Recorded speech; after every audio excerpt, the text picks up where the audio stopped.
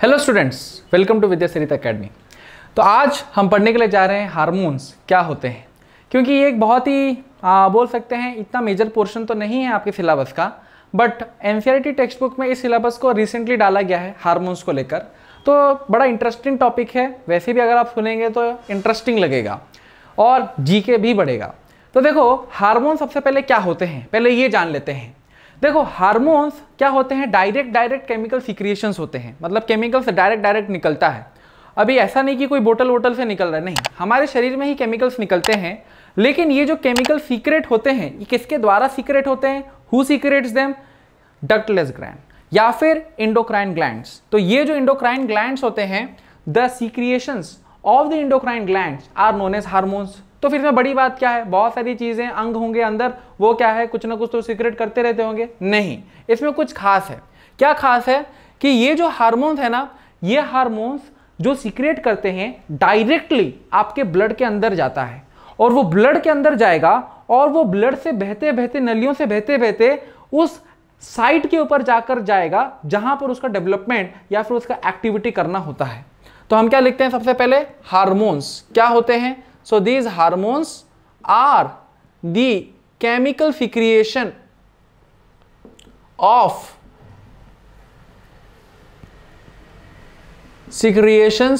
of endocrine gland। endocrine gland की chemical secretions को हम हार्मोन्स बोलते हैं, पहला चीज। दूसरा, which is poured, जिसको डाला जाता है, which is poured directly into the blood stream। blood stream में directly डाला जाता है, which is poured directly into the blood stream and reaches the site of action। ठीक है, तो ये एक हो गया हमारा हार्मोन्स का एक बहुत ही बेसिक सा या केमिकल वाला डेफिनेशन। अब ये जो हार्मोन्स होते हैं अंदर रोल क्या प्ले करते हैं? So these hormones play the role of messenger. आप देखते होंगे है ना, पोस्ट ऑफिस वाला क्या करता है, मैसेज एक जगह दूसरी जगह लेके जाता है। तो वैसे ही हार्मोन्स क्या है, पोस्टमैन का काम करते हैं।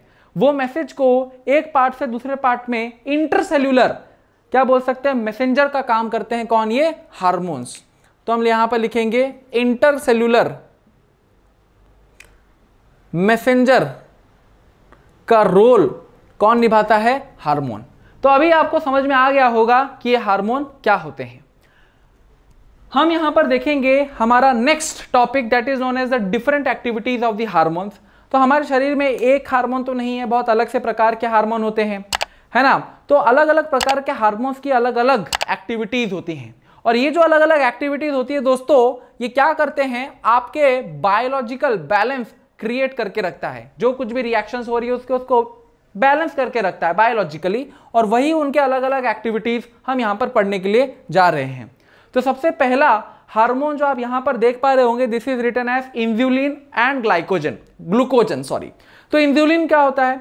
तो इंसुलिन हार्मोन आपके शरीर में सपोज ग्लूकोज लेवल, ब्लड के अंदर ग्लूकोज लेवल क्या हो रहा है, धीरे धीरे करके बढ़ रहा है।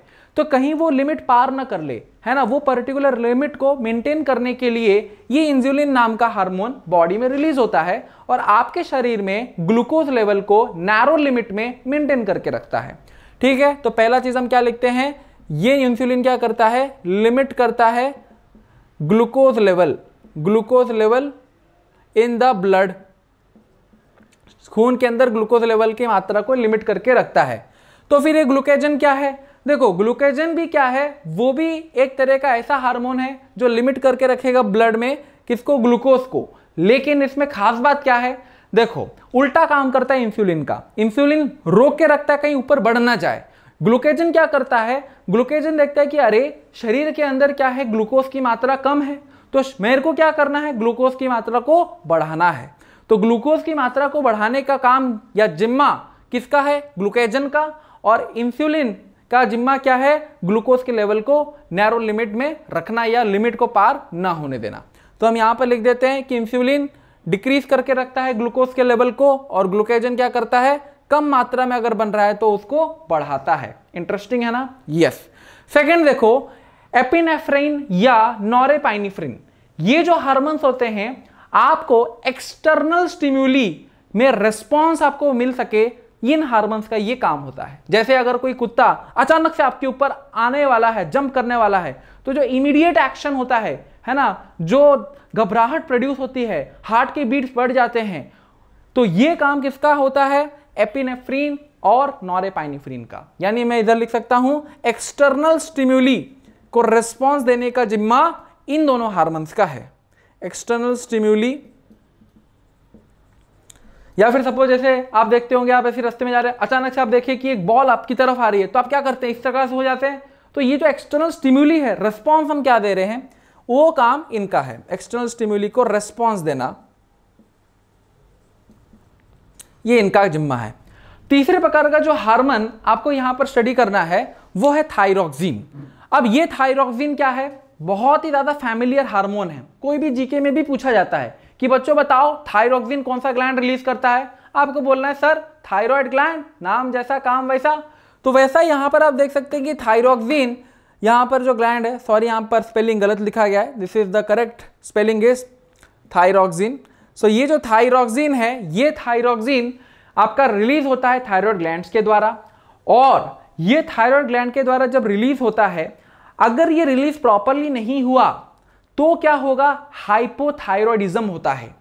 यहां पर पहले लिख देते हैं, if thyroxine is not release properly then कौन सा आपको डिजीज होने का चांसेस है?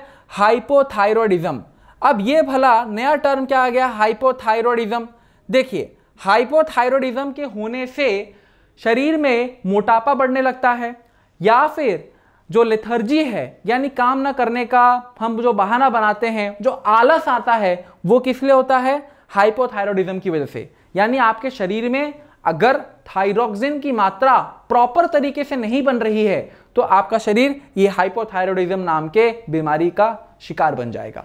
अच्छा, अगर आपके शरीर में थायरॉक्सिन ज्यादा ही मात्रा में बन रहा है, तब ऐसा नहीं कि आप एकदम सुस्त हो जाओगे, लेथर्जी नहीं, आप पूरे एक्टिव हो जाओगे, वैसा भी नहीं होता है दोस्तों। आपका शरीर हाइपरथायरॉयडिज्म से सफर करता है, हाइपरथायरॉयडिज्म से सफर करता है।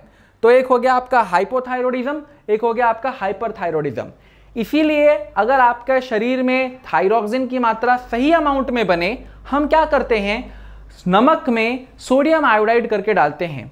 यानी कि जो प्रॉपरली आजकल हम मार्केट में नमक खाते हैं, आयोडीन वाला नमक, वो आयोडीन वाला नमक क्या करेगा? शरीर में थायरॉक्सिन को मेंटेन करके रखता है। ओके, अब जो नेक्स्ट आता है वो है ग्लूकोकॉर्टिकॉइड्स और मिनरल कॉर्टिकॉइड्स।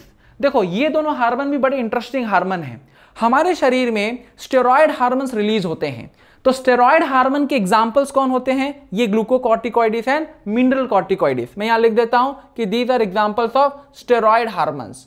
अब ये जो स्टेरॉयड हार्मोन्स होते हैं, ये स्टेरॉयड हार्मोन्स कौन रिलीज करता है? देखो, steroid hormones are released by adrenal cortex and gonads. ये चीज आपको याद रखना है कि जो स्टेरॉयड हार्मोन्स है वो रिलीज कौन करता है? Adrenal cortex and gonads release steroid hormones. Steroid hormones release करता है, बड़ा ही इंटरेस्टिंग है। यस, अभी ये जो एड्रिनल कॉर्टेक्स है, ये एड्रिनल कॉर्टेक्स क्या करता है? ग्लूकोकॉर्टिकॉइड्स और मिनरल कॉर्टिकॉइड्स रिलीज किया।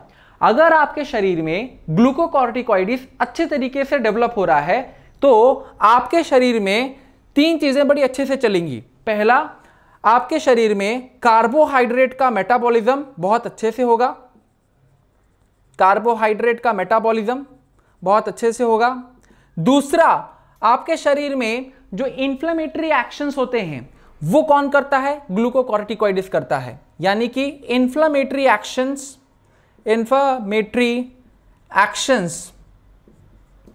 ये ग्लूकोकॉर्टिकॉइड्स करता है। तीसरा जो मैंने बोला वो होता है स्ट्रेस के टाइम पे जो रिएक्शंस डेवलप होते हैं आपके शरीर में, उसको बैलेंस करने का काम भी ये ग्लूकोकॉर्टिकॉइड्स करता है। तो अगर आपके शरीर में ग्लूकोकॉर्टिकॉइड्स एकदम अच्छे तरीके से रिलीज हो रहा है तो ये एक्टिविटीज आपके शरीर में बहुत अच्छे तरीके से चल रही होंगी। अब ये मिनरल कॉर्टिकॉइड्स क्या है? तो मिनरल कॉर्टिकॉइड्स आपके शरीर में पानी के फ्लो को, या आप बोल सकते हैं पानी और नमक के फ्लो को मेंटेन करता है। जो किडनी से पानी और नमक का जो मिश्रण है, मिक्सचर है, वो बाहर निकलता है, उसके रेट को जो कंट्रोल करता है ये मिनरल कॉर्टिकॉइड्स करता है। तो अगर ये अच्छे तरीके से रिलीज नहीं होता है तो हमारा शरीर इस प्रकार के डिजीज से जूझता है। तो एड्रिनल कॉर्टेक्स बहुत ज्यादा इंपॉर्टेंट है हमारे शरीर में, बायोलॉजिकल एक्टिविटीज को बैलेंस करके रखता है।